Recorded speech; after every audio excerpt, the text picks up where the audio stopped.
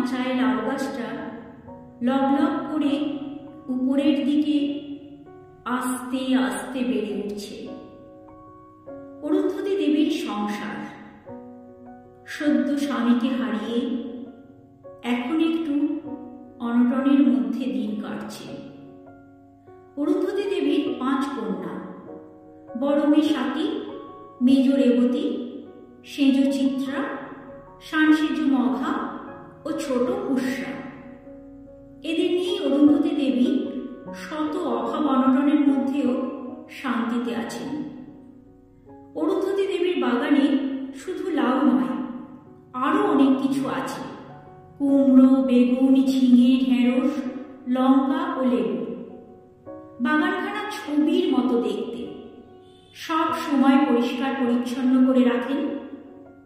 এইসব আনাজপত্র দিয়ে তাদের 6 জনের পেট দিব্যি চলে যায়।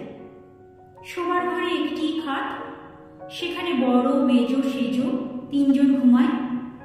আর মেঝে অরুন্ধতী দেবী 2 মেয়েকে নিয়ে থাকে। বড় মেয়ে স্বাতীর পরদিন জন্মদিন, তাই তারা 3 জনে গল্পে মগ্ন। দেবীর জন্মদিনে রেবতী কি করবে সেই ফর্দটা পড়ছিল।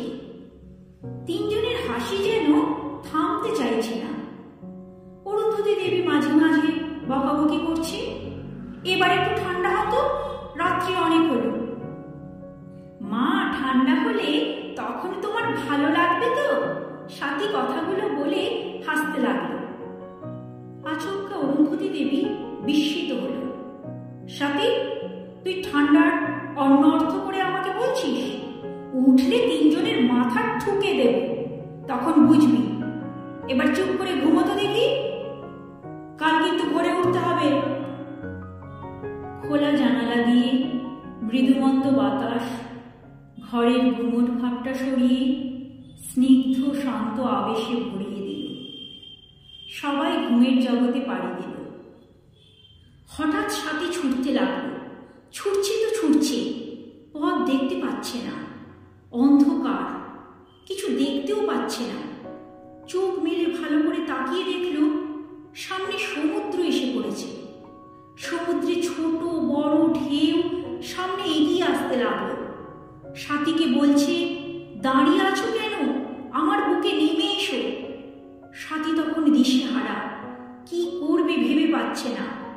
উদ্ভ্রান্তের মতো সমুদ্রের দিকে এগিয়ে যেতে লাগলো। আস্তে আস্তে গভীর জলের মধ্যে ঢুকে গেল। তার দুপাশে মাছের ঝাঁক বেয়ে বেয়ে চলে যাচ্ছে, কত রকমের মাছ। সব মাছ স্বাতী চিনতে পারছে না, তবে কিছু কিছু মাছ যেটা স্বাতীর বাড়িতে আসে সেগুলো স্বাতী ভালো মতোই চিনতে পারছে। মাছেরা স্বাতীকে স্পর্শ করে করে যাচ্ছে, যেন চুমু দিয়ে যাচ্ছে।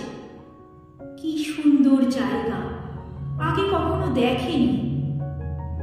ভাসতে ভাসতে স্বাতী এবার এলো ঝিনুকের দেশে। কত ঝিনুক!